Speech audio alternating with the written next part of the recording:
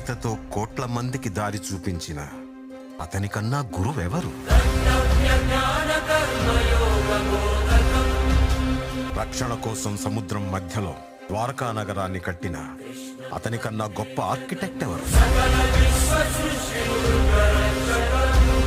చూపుతోనే మనసులోని మాట చెప్పే అతనికన్నా గొప్ప సైకాలజిస్ట్ ఎవరు?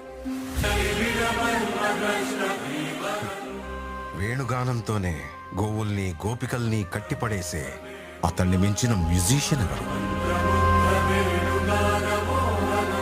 నిత్యారోగ్యంతో ఉండే సూచనలు చెప్పిన అతనికి మించిన డాక్టర్ ఎవరు?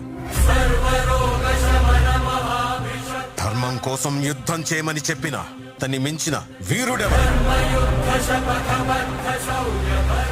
అన్కంట్రోలబుల్ ఆర్పిఎం తో తిరిగే సుదర్శన చక్రాన్ని కంట్రోల్ చేసే అతనికి మించిన కైనెటిక్ ఇంజనీర్ ఎవరు?